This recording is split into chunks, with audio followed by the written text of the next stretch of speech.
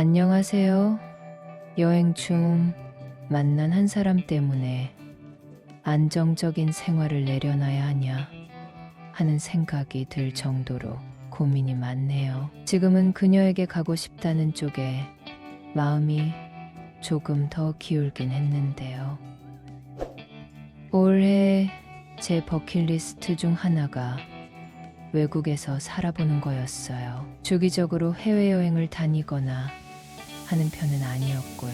갑갑한 일상에서 벗어나고 싶었거든요. 아무도 저를 모르고 저도 남들을 잘 모르는 그런 낯선 환경에서 살아보고 싶더라고요. 일 생각도 하지 않고 아무런 걱정 없이 푹 쉬어보고 싶었고요. 다른 나라 문화도 즐기면서 새로운 경험을 해보고 싶다는 생각이 들었습니다. 이런 생각을 한 지는 1년 반 정도 얼마 되지는 않았어요.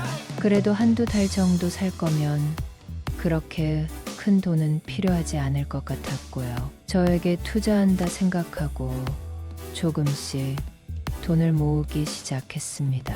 딱 1,000만 원 달성하고 나면 장기 휴가 내고 어디로든 떠나자 마음먹었죠. 제가 정한 여행지는 치앙마이였어요. 그동안 태국은 여행으로 한두 번 정도 가본 적도 있었고요. 그나마 영어로 대충 말도 통해야 한다는 조건은 있었거든요. 태국에 있는 동안 어디에서 지낼까 정말 고민을 많이 했는데요. 거기까지 가서 한국인들과 가까이 사는 건 여행을 가는 의미가 없을 것 같더라고요. 그래서 좀 돈이 들더라도 시내에서 떨어진 주택을 렌트해서 살기로 했어요. 나름 차도 빌려놓고 열심히 준비를 했습니다. 주변 사람들은 제가 이런 결정을 했다는 것에 대해서 매우 의아해했어요. 갑자기 회사도 잘 다니고 착실하게 사는 것 같았던 사람이 해외살이라니. 여행 가는 것조차 저에게는 잦은 일이 아니었다 보니 그렇게 생각하는 모양이었어요. 돈을 모으는 동안에는 여자친구도 사귀지 않았고요. 오롯이 자기 개발과 여행 비용을 모으는 데에 집중했어요. 아무튼 저는 여행을 준비했고요. 저는 올해 3월 모든 걸 뒤로하고 태국으로 향했습니다. 처음에는 너무 긴장해서 제대로 뭔가를 구경할 여유도 없었고요. 계약한 집을 둘러보고 한두 달 정도 살면서 필요한 것들을 사서 채워 넣었습니다. 첫날 침대에 누워있을 때에는 지금 여기가 어딘가 싶었어요. 제 평생 이런 일탈을 해본 적이 없었거든요. 행복하고 또 떨리기도 했고요. 한편으로는 묘한 긴장감과 불안이 함께 몰려왔습니다. 하지만 그것도 하루 이틀이었어요. 혼자서 관광지를 보고 돌아다니며 추억을 쌓기에 바빴죠. 차를 타고 나가기 싫은 날에는 숙소에 함께 제공되는 자전거를 타고 카페를 가기도 했습니다. 커피 한 잔을 시켜두고 평소 읽고 싶었던 책들을 마음껏 읽어보기도 했어요. 살면서 이렇게 여유롭게 지낸 적이 있었나 싶을 정도였는데요. 어느 날 집으로 돌아오는 길, 집 앞에서 서성거리는 한 아주머니를 만났습니다. 빌린 것이긴 하지만 어쨌거나 제가 있는 동안은 제 집이잖아요. 모르는 사람이 제 집 안을 들여다보고 있으니 걱정이 되더라고요. 경계하며 다가가 영어로 누구냐고 물어보았습니다. 아주머니께서는 자신을 앞집에 살고 있는 사람이라고 소개했고요. 혹시 한국인이세요? 라고 물어보더라고요. 아마 제가 들고 있는 책이 한글로 되어 있어서 금방 알아차리셨나 봐요. 저도 아주머니가 한국인이라는 걸 알고 나니 약간이나마 긴장이 풀렸고요. 그렇다고 대답했습니다. 아주머니께서는 민망한 듯 웃으면서 본론을 얘기하셨어요. 저기 우리 집 강아지가 총각 내 집으로 들어갔어요. 대문도 잠겨 있고 내가 함부로 들어갈 수도 없고 말고 라고 하시는 겁니다. 대문이 철창처럼 되어 있었는데 그 사이로 들어간 것 같더라고요. 그래서 아주머니에게 기다리셨는데 안 나왔나 보네요. 같이 들어가서 찾아보실래요? 라고 말씀드렸고요. 아주머니께서는 정말 미안해요. 금방 찾고 갈게요.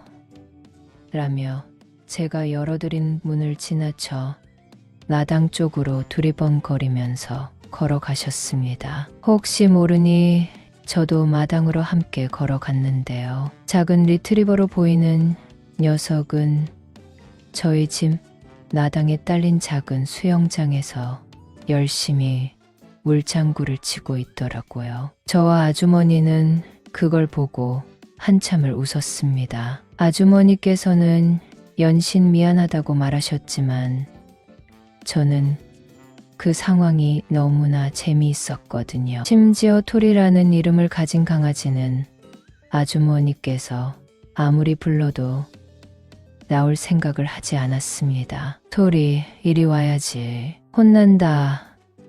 간식 먹을까?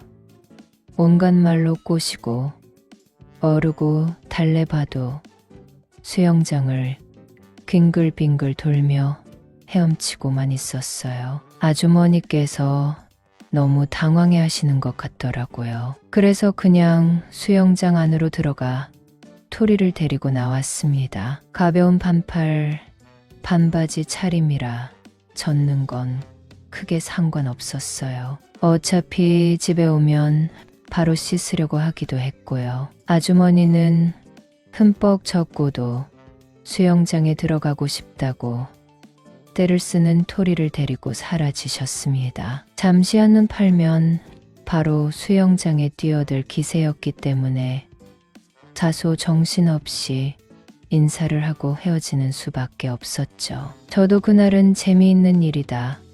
그 정도로만 생각했어요. 젖은 옷을 벗어두고 씻은 후 간단하게 맥주를 먹으며 저녁을 먹기 위해서 냉장고를 뒤지고 있었을 때였는데요. 저희 집 벨이 울렸습니다. 나가보니 아까 그 아주머니께서 문 앞에 서 계셨어요. 혹시 놔두고 가신 게 있나 하고 다가갔고요. 아주머니께서는 저에게 아직 저녁 전이면 우리 집에 와서 먹을래요? 내가 미안해서 저녁이라도 한 끼 해주고 싶어요. 라고 말씀하셨습니다. 저는 거절하려 했지만 아주머니는 완강하셨어요. 저에게 여러 가지 폐를 끼친 것 같다면서요. 더 거절하기도 민망하고 해서 알겠다고 한 뒤 아주머니를 따라서 앞집으로 향했습니다. 현관에 들어서자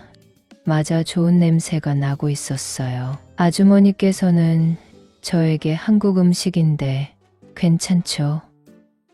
라고 하셨고요. 식탁을 바라보니 먹음직스러운 한식이 한가득 차려져 있더라고요. 무슨 대여섯 명 정도는 초대를 해서 차릴 법한 양이 말이죠. 저는 아주머니께 다른 가족도 있으세요?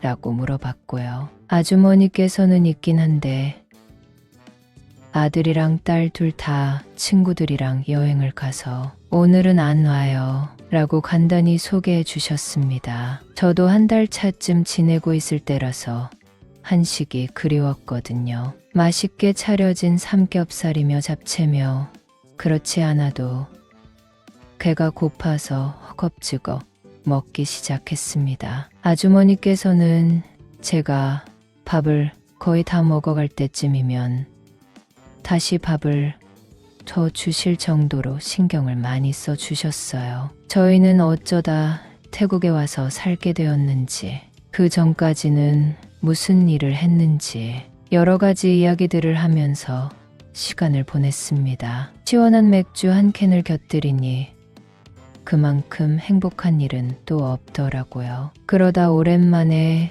한국인을 만났다는 것에 대해서 간과음이 컸는지 과음을 하고 말았는데요. 술에 취해서 비몽사몽한 와중에 눈을 떠보니 저희 집 침대이더라고요. 곰곰이 생각해보니 식사를 하고 술을 한잔한 후 저는 그대로 집으로 돌아왔더라고요. 한 번 안면을 트고 나니 아주머니와 자주 만나게 되었고요. 아주머니도 제가 한국으로 다시 돌아가야 한다는 것에 대한 아쉬움을 드러내셨습니다. 그러면서 저에게 태국에 와서 지금처럼 지내면 참 좋을 텐데라고 하시는 겁니다. 그 말을 들으니 제 마음에도 동요가 생겼습니다. 2달 가까이 지내는 동안 너무나도 행복한 시간이었거든요. 제 경력을 살린다면 취업을 할 만한 곳도 있을 테고요. 지금은 한국에 돌아왔고요. 아주머니와는 간단한 연락을 주고받고 있어요. 그러면서도 다시 돌아가서 살고 싶은 마음, 그게 아주머니 때문일까요?